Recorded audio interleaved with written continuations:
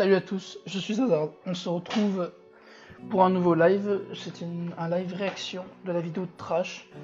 4... Ah bah j'ai oublié. Il faut que j'attende, il faut que je relise. C'est quoi encore 4 pires croyances du Moyen-Âge. Et j'avais toujours eu envie de verser... j'arrive plus à parler. J'avais toujours eu envie de voir cette vidéo. Et c'était il y a 4 jours qu'elle est sortie. Du coup, j'ai envie d'aller la voir. Et je voulais qu'on réagisse ensemble. Je donne mon petit avis ou anecdote qui me refont surgir certaines choses. Ça va, c'est une vidéo qui dure 12 minutes, c'est cool. Donc du coup, n'hésitez pas à vous abonner à la chaîne de Trash, à me suivre sur les réseaux sociaux à Hazard. Voilà, bien évidemment. On va commencer la vidéo tout de suite. Parce que après, peut-être je vais faire du gaming ou des live réactions, je sais pas. Il faut que j'aille voir.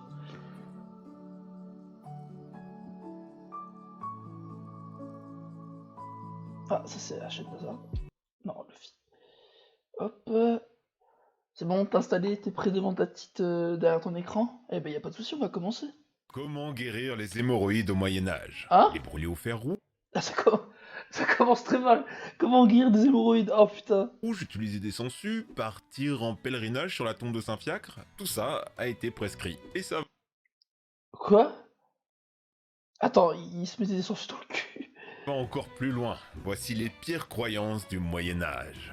La biologie médiévale était vraiment bizarre. Pendant très longtemps, on a cru que certains animaux se généraient spontanément. Remplissez un seau de blé, recouvrez-le d'une chemise sale, ça donnera des souris. Laissez un morceau de viande à l'air libre, des mouches en surgiront. Faudra attendre le XVIIe siècle pour que quelqu'un teste avec un bocal étanche et prouve que ça marche pas. Puis il y aura Pasteur au XIXe siècle qui va définitivement enterrer l'idée. Maintenant, c'était pas si déconnant de croire ça. Prenez les bernaches qu'on trouve au nord de l'Europe. Elles ne sont là que l'hiver et on ne les voit jamais se reproduire. On pensait qu'elles naissaient des pousse-pieds, un crustacé qui a des couleurs similaires. L'été, des canards grandissaient dans des coquillages sous l'eau et ça semblait logique pour tout le monde. La vraie raison, c'est qu'en été, ils sont en migration, loin des humains, tout simplement. Voilà. Ces théories bizarres, on les doit aux penseurs grecs, notamment Aristote, qui va théoriser sur la génération spontanée. Et vu qu'à l'époque on respectait énormément l'Antiquité, on n'allait pas remettre en cause les grands maîtres. C'est pour ça qu'on pensait que l'utérus avait sa propre volonté, qu'il pouvait se déplacer dans le corps des femmes comme un alien. Et ça influençait leur caractère. Trop, ça provoque vertige et fatigue, trop bas, vous perdez parole et sensibilité. C'est de là que vient le terme hystérique. What? C'est quoi cette logique? Après, c'était le Moyen-Âge, donc ils savaient pas. Mais quand même. Mais quoi? Mais. Oh putain, les pauvres meufs à l'époque. Utérus en grec ancien. Parmi les traitements possibles, faire respirer des odeurs à votre utérus, comme du miel ou de l'ail, qu'on mettait à brûler juste en dessous de votre abricot. Super. Quoi? On était persuadé que beaucoup de choses se passaient dans l'air, comme les miasmes, l'idée que les maladies sont transmises par des vapeurs nocives, depuis un cadavre infecté ou de l'eau croupie. En gros, Je sais pas trop, mais c'est pas faux parce que. Je sais pas si un cadavre, les microbes se propagent un peu partout. Je sais pas si c'est dû à l'air, mais ça peut.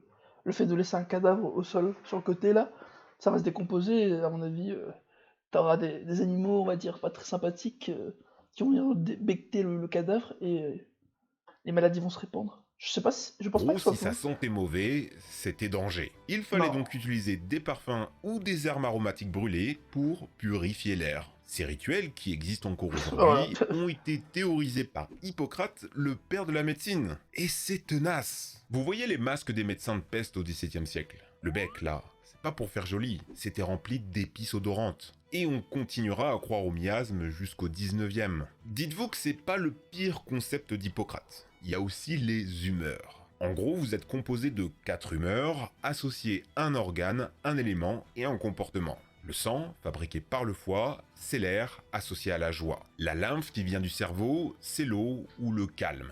La bile jaune, produite aussi par le foie, c'est le feu qui provoque la colère. La bile noire, qui vient de la rate, c'est la terre et ça vous rend mélancolique. C'est à l'origine de plein d'expressions qu'on utilise encore aujourd'hui, comme se faire de la bile ou être flegmatique, le flegme étant l'autre nom de la lymphe. Tous les problèmes médicaux sont analysés à partir de ça. Saigner du nez, c'est trop de sang. Ça vient du foie. Avoir un rhume, c'est trop d'eau, trop de lymphe. Alors comment soigner? En rééquilibrant les humeurs. Et c'est là que la catastrophe commence. Ok, donc les magiciens dans la vraie vie, c'est un peu claqué. Heureusement, ils sont bien plus badass dans Oh Gale non. of Dragons. L'un des jeux mobiles les plus stratégiques en Non, fonction de l'environnement. arrête. Pense aussi que vous aurez peut-être un moment pour se lancer dans la mêlée. Arrête, Menu spécial avec le code Ta gueule. les plus puissants. Des Mais... pires remèdes du Moyen-Âge. Ah, bah voilà. À l'époque, valait mieux éviter d'avoir mal à la tête. On avait la trépanation facile. Le fait de percer un trou dans votre crâne pour retirer la pression ou un morceau d'os. C'est arrivé au pape Clément VI dont on voulait soigner les migraines. Mais aucune preuve que ça ait marché. La méthode est simple. On vous endort en filant un sédatif, genre du pavot, puis on vous perce la boîte crânienne avec une sorte de scie cylindrique ou avec une série de petits trous en cercle pour en faire un plus grand. On arrêtait le saignement avec ce qu'on pouvait, herbe ou viande fraîche. Dit comme ça, c'est terrifiant, mais la plupart des gens survivaient. Sur 380 crânes allemands, il y en avait 8 trépanés et 7 survivants. En Suisse, le taux de survie montait jusqu'à 78%. Comme on touche qu'à l'os et au cuir chevelu, même s'il y a un énorme risque d'infection, l'opération n'était pas mortelle. Elle a même sauvé des vies. Par exemple, sur ceux avec une grave fracture après un coup d'épée en pleine tête, ça permettait de nettoyer la plaie, que le crâne se reconstruise proprement. Là où ça part en vrille, c'est qu'on utilisait ça pour soigner des crises d'épilepsie ou des maladies mentales. On pensait que c'était une accumulation de mauvaises humeurs dans la tête, parfois provoquée par un démon. L'idée qu'il faut vider le corps de ses impuretés est aussi à l'origine des saignées. Une petite entaille pour vous vider de votre mauvais sang. On utilisait une lame à double tranchant, mais comme c'était douloureux, certains préféraient les sangsues, qui ont l'avantage d'injecter des anticoagulants et anti-inflammatoires. Très à la mode au 19e, la France à elle seule en importait 35 millions chaque année, juste pour ça. Une petite saignée, en bonne santé, c'était pas spécialement dangereux, par les risques d'infection et d'extrême fatigue. C'était bien sûr parfaitement inefficace, sauf pour des cas hyper spécifiques, comme l'hémochromatose et la polyglobulie, où c'est un vrai traitement. La saignée était aussi pratiquée de façon préventive, un peu comme pour faire une vidange saisonnière. Si vous écoutez Jean Milan, il vous dira qu'il faut la faire à droite au printemps et en été, à gauche en automne et en hiver. Mais surtout pas en avril, mai ou septembre, et de manger une cuisse de poulet après l'opération. Avec le temps, ça s'est démocratisé, c'est devenu tellement courant que les barbiers s'occupaient d'une grande partie des saignées. Leur colonne rouge et blanche, elle vient de là. Le rouge représente le sang et le blanc les bandages. Ça n'a pas empêché un tas de gens d'en mourir, comme George Washington ou Charles II, et il y a encore certaines cultures où c'est pratiqué, comme en Inde ou en Chine. Dans le même genre, il y avait les lavements dans le popotin.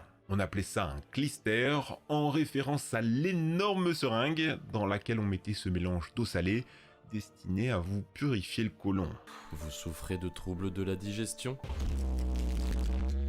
L'idée était toujours la même, vider le corps des impuretés. Sauf qu'encore une fois, ça sert vraiment à rien, à part pour la constipation. Les risques sont bien réels, perforation du côlon, troubles du microbiote, déshydratation ou overdose de sel. À côté des humeurs, il y avait un second type de traitement, la théorie des signatures. L'idée que la nature étant bien faite, elle laisse sur les plantes des indices quant à leurs propriétés médicales. Par exemple, la fleur de la vipérine ressemble à une tête de serpent, donc elle était censée soigner les morsures. Un saxifrage qui brisait les cailloux en poussant était censé soigner les calculs rénaux. Ça a donné lieu à plein de traitements hasardeux. Par exemple, l'utilisation de mercure toxique pour soigner des maladies de peau comme la syphilis ou la lèpre. Ou encore les excréments d'animaux qu'on utilisait en poudre, cataplasme ou même boisson. La chèvre, c'était pour les brûlures, le cochon pour les douleurs au flanc, le caca de poule, un antipoison, et celui du canard contre les abcès. Vraiment content qu'on se soigne plus comme ça. Nous vivons dans un monde où le code est réservé à une poignée d'ingénieurs. Je m'en fous. Si vous pouviez apprendre... La science des étoiles au Moyen-Âge. 1492. On redécouvre l'Amérique en voulant prouver que la Terre est ronde, l'Église est mise en déroute, c'est la fin du Moyen-Âge. Vous avez peut-être déjà entendu ça, eh bien c'est complètement faux. À l'époque, les gens ne croyaient pas que la Terre était plate. Ça faisait 2000 ans qu'on la savait ronde. Au 2e siècle avant Jésus-Christ, Ératosthène avait calculé la circonférence de la Terre en comparant l'angle de deux ombres à deux endroits différents. Son estimation sera très proche de la réalité. Ce mythe d'un Moyen-Âge croyant à la Terre plate, il s'est construit pendant la Renaissance. Histoire de dire, regardez, on est plus malin que pendant cet âge sombre. C'était pas tout à fait vrai, Mais pas tout à fait faux non plus. On croyait quand même que la Terre était le centre de l'univers, ce qui a valu son célèbre procès à Galilée, ou l'idée que les étoiles étaient fixées à la voûte céleste, comme des posters accrochés sur un mur à 360 degrés. Les croyances les plus étranges viennent de l'astrologie. C'est arrivé assez tardivement en Europe occidentale parce que l'Église en interdisait la pratique, vu que c'était démocratisé chez les penseurs musulmans. Tout comme la philosophie et la médecine, les textes d'astrologie grecque ont été restaurés au Moyen-Orient. Là-bas aussi, c'était un sujet à controverse. Certains considéraient que c'était incompatible avec la religion. Sa popularité a pourtant continué de grandir jusqu'à arriver chez nous au XIIe siècle. L'astrologie est alors utilisée pour les diagnostics. On l'interprète comme un signe de Dieu, censé nous dire si un moment était propice à une action ou non. En médecine, on essaie de connaître le placement des astres le jour où vous êtes tombé malade. On utilise les phases de lune pour décider du meilleur moment pour une saignée, de votre signe astrologique pour savoir où vous incisez. Encore fallait-il pouvoir se payer quelqu'un capable de lire les étoiles. Certaines figures du pouvoir, comme des rois ou des papes, appréciaient avoir un astrologue à leur côté. Ils étaient considérés comme des érudits, une science à part entière. Heureusement, ça a bien changé. Ça a bien changé, hein. La secte des magiciens, la pierre philosophale. Un nom qui fait rêver. Harry Potter, Full Metal Alchemist, même dans les Schtroumpfs, elle serait capable de changer le plomb en or et d'offrir l'immortalité. Un seul homme aurait été capable de la fabriquer, Nicolas Flamel. Cet homme a bien existé. Mais c'était juste un libraire qui a fait fortune dans la spéculation immobilière et l'héritage de sa femme. Sauf qu'à l'époque, ça faisait jaser. Personne ne savait d'où venait sa soudaine richesse. Alors des rumeurs ont commencé à circuler, gonfler, jusqu'à ce que 2 siècles après sa mort, sorte le livre des figures hiéroglyphiques. Une compilation de faux textes de Flamel où on lui invente une vie. Une sorte de troll moyenâgeux publié par un inconnu. Le livre est un succès immédiat et transforme définitivement le libraire en faiseur d'or. L'alchimie, c'est la discipline qui tente de transformer la matière. Une sorte de chimie mystique avec des incantations. Si les alchimistes sont entourés d'autant de mystères, c'est parce qu'ils écrivaient leurs formules en langage codé, de peur de se les faire voler. Mélanger de l'acide nitrique et du chlorure d'ammonium devenait un dessin de dragon dévorant un aigle blanc. Il y avait beaucoup de bêtises. Certains prétendaient avoir créé l'élixir de vie éternelle ou des hommes miniatures, des homoncules. Oh, tu veux que je te montre comment on ouvre la porte, chica, avec coup de bière. Des homoncules. Mais le fait que certains alchimistes sont de vrais scientifiques, inventeurs de la distillation et d'instruments encore utilisés aujourd'hui. Parmi les plus célèbres, on connaît Thomas d'Aquin, Paracelsus et même Isaac Newton. Oui, Newton a consacré presque 30 ans de sa vie à la recherche de la pierre philosophale. Putain, 30 ans. On a quoi même retrouvé une partie de ses notes en 2016. Oh Merci non. à Call of Dragon de nous soutenir. Construisez votre empire dès maintenant sur PC, iOS. Sorcières, pas nos amis du Moyen-Âge. Alors cessons de les représenter comme des arriérés mourants de faim. Le Moyen-Âge est une période bien plus prospère que nous le pensons.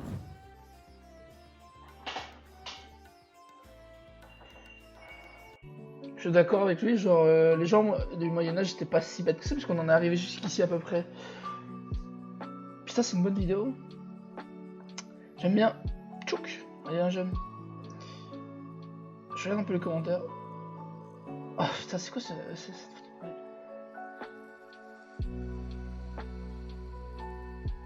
Trash Dog 7, l'art de faire comprendre n'importe quel sujet et le rendre simple et intéressant. Ça, j'avoue, je suis d'accord.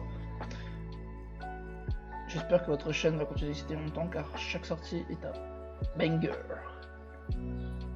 Question, pourquoi ne pas créer une chaîne trash spéciale histoire? Vous avez déjà traité de nombreux sujets sur l'histoire et je pense que vous en aurez beaucoup d'autres à faire avec le temps.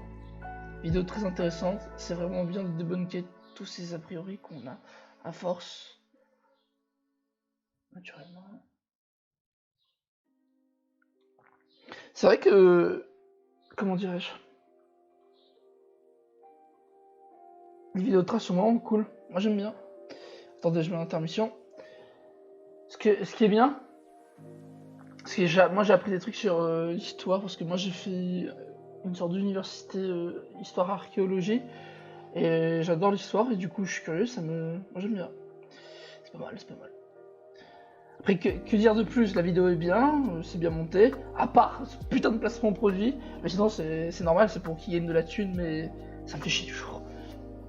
Et ouais, N'hésitez pas à vous abonner à Trash quand même, ça serait cool.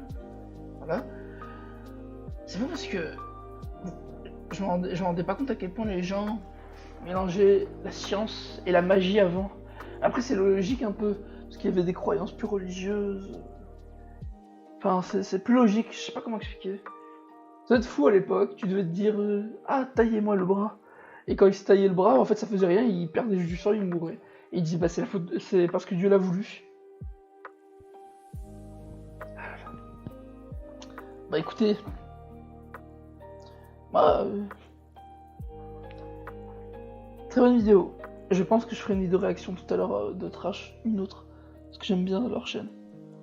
Sur ce, je vous dis salut, à la prochaine, c'était Hazard.